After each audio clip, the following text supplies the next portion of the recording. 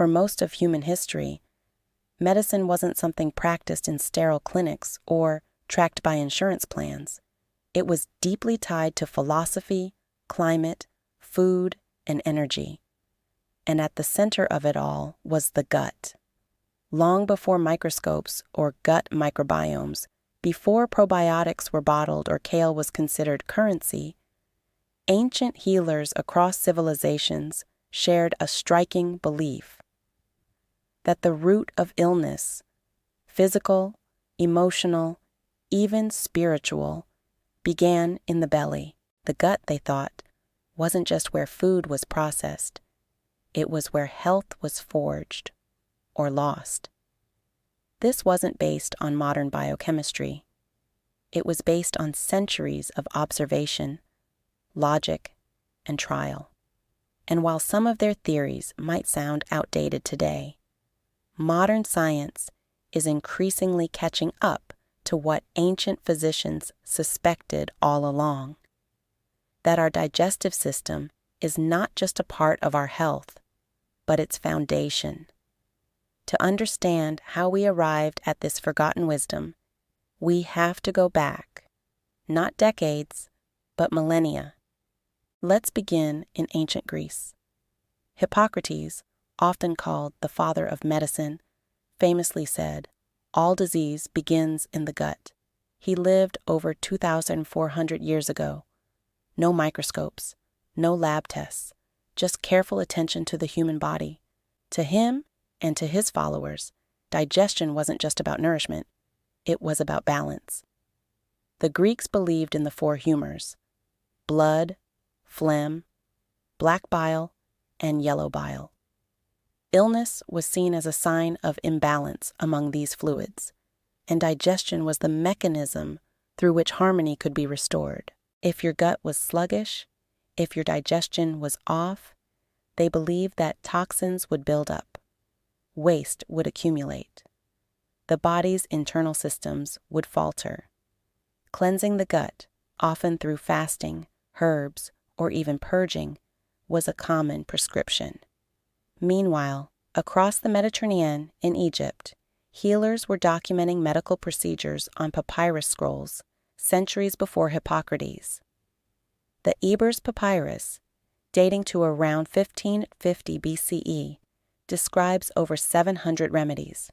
Many of them focused on digestion. The Egyptians believed that undigested waste, or rotting matter, in the intestines could travel through the body and cause illness in distant organs. Sound strange? Modern research now suggests that inflammatory gut conditions can indeed affect everything from the skin to the brain. But these ideas weren't confined to the West. In traditional Chinese medicine, the gut, particularly the spleen and stomach, is considered the center of health. Not just physical, but energetic. The Chinese concept of qi, or life energy, is deeply tied to how well the body transforms food into usable energy. A weak gut is seen as a root cause of fatigue, poor immunity, and emotional instability. They even mapped emotional patterns to digestive organs.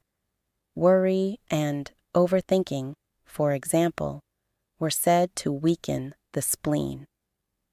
What's important is that ancient Chinese doctors weren't talking about the spleen as we understand it today. Their model was more functional than anatomical. The spleen system represented the body's ability to transform and transport energy derived from food and drink. When this function failed, it didn't just lead to bloating or discomfort, it led to chronic disease. Thousands of miles away, in the Indian subcontinent, Ayurvedic medicine offered an even more detailed theory. Ayurveda, a medical tradition over 3,000 years old, centers almost entirely around digestion. The concept of Agni, or digestive fire, is considered the force that governs not just digestion, but transformation. Of food into tissue, thought into emotion, and experience into wisdom. If the fire burns too low, or too high, or becomes unstable, disease follows. Ayurvedic texts outline multiple types of digestion, some too fast, some too slow, some irregular. They speak of ama, or toxic waste, which builds up when digestion is weak.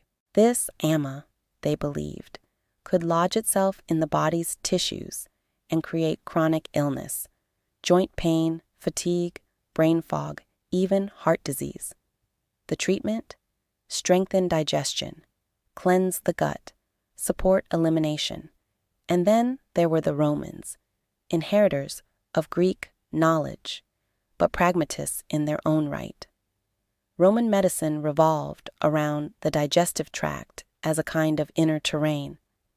Public baths, clean water, bowel regularity, these were signs of a civilized society. A constipated emperor was a national concern. Digestive health was not only private, it was political. In all these systems, Greek, Egyptian, Chinese, Indian, Roman, the message was clear. A healthy gut was the root of a healthy life. So what changed? In the 19th and 20th centuries, medicine became mechanized.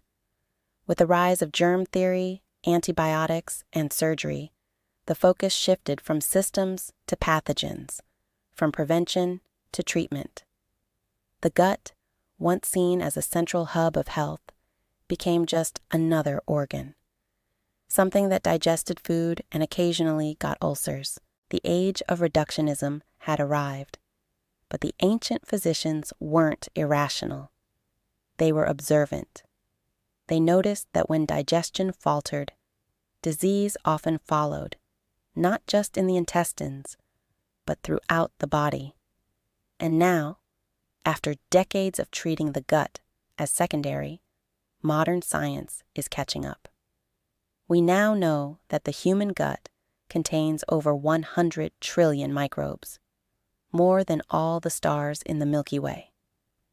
This microbiome helps regulate immunity, mood, metabolism, and inflammation. It even communicates with the brain through the gut-brain axis, a feedback loop of nerves, hormones, and chemical signals.